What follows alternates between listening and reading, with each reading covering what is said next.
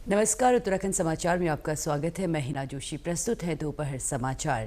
प्रदेश के 2 विधानसभा क्षेत्रों में आज मतदान हो रहा है। जिन सीटों पर वोट डाले जा रहे हैं उनमें चमोली जिले की बद्रीनाथ और हरिद्वार जिले की मंगलौर सीट शामिल है। बद्रीनाथ विधानसभा क्षेत्र में पूर्वाह्न 11 बजे तक 22.70% मतदाता अपने मताधिकार का प्रयोग कर चुके थे। यहाँ मतदान शांतिपूर्ण ढंग से चल रहा है।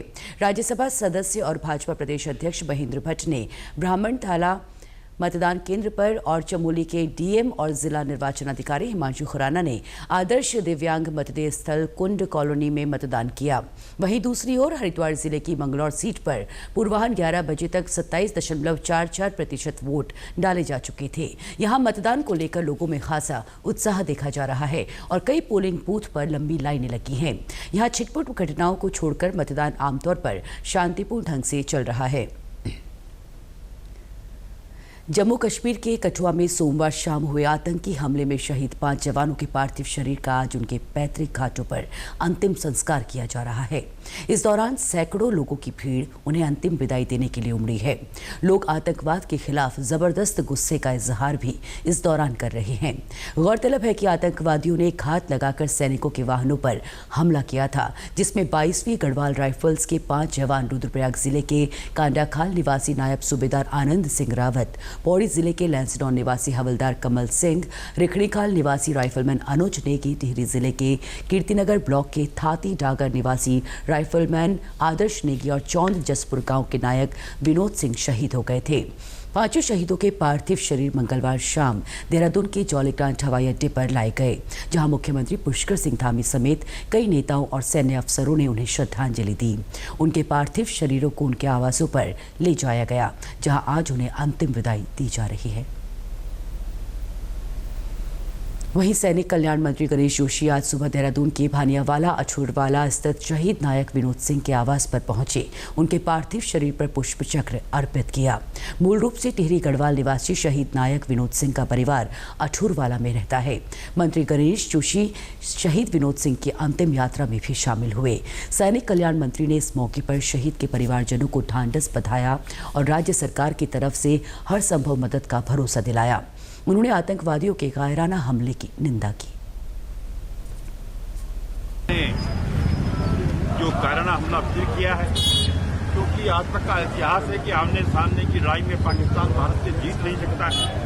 इस प्रकार आतंकवादियों को भेजकर छुटपुट घटनाएं वो अक्सर पाकिस्तानी करते रहते हैं। हमारे 22 गढ़वाल के 5 जवान जो हमारे उत्तराखंड के हैं, उन्होंने इसमें अपनी आहुति दी है।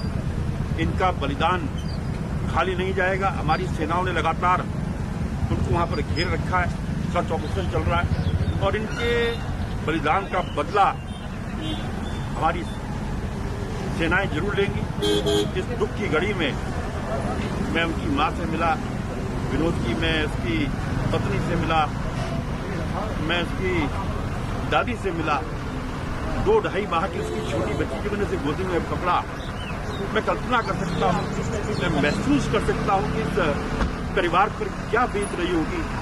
इस दुख की घड़ी में पूरी प्रदेश की सरकार, पूरी देश इनके साथ खड़ा है। केदारनाथ की भाजपा विधायक शैलाना रानी रावत को आज सुबह भाजपा प्रदेश कार्यालय में श्रद्धांजलि दी गई। उनके शव को अंतिम दर्शनार्थ प्रदेश कार्यालय में रखा गया था, जहां मुख्यमंत्री पुष्कर सिंह धामी ने उन्हें श्रद्धासुमन अर्पित किए। शिक्षा मंत्री धन सिंह रावत, महिला एवं बाल विकास मंत्री रेखा आर्य, पशुपालन मंत्री सौरभ बहुगुणा, वन मंत्री सुबोध उनियाल, शहरी विकास मंत्री प्रेमचंद अग्रवाल समेत कई नेताओं ने उन्हें श्रद्धांजलि दी। केदारनाथ से विधायक शैला रानी का मंगलवार देर रात राजधानी देहरादून के एक निजी अस्पताल में निधन हो गया था। दिवंगत विधायक का पार्थिव शरीर आज ही देहरादून से उनके गृह जनपद रुद्रप्रयाग ले जाया जा रहा है, जहां वीरवार को उनका अंतिम संस्कार किया जाएगा। मुख्यमंत्री पुष्कर सिंह धामी ने विधायक शैला रानी रावत के निधन पर दुख व्यक्त करते हुए उनके निधन को अपूर्णीय क्षति बताया। शैला रानी जी का अचानक इस प्रकार से हमारे बीच में से चले जाना, इस प्रकार से शरीर छोड़ देना, ये बहुत दुखद है। और उनका पूरा जीवन संघर्षशील जीवन रहा, अपने क्षेत्र से लोगों से हमेशा जुड़ी रही। उनके लिए लगातार संघर्ष करती रही और मुझे भी जब भी मिलती थी तो उनके मन मस्तिष्क में एक ही बात रहती थी कि मेरे क्षेत्र का विकास होना है, क्षेत्र को आगे बढ़ाना है। हर बार छोटी छोटी बातों से अवगत कराने का काम करती थी, उनके हल के लिए प्रयास करती थी। उनका इस प्रकार से चले जाना हम सब लोगों के लिए, क्षेत्रवासियों के लिए, सबके लिए बहुत ही अपूर्णीय क्षति है।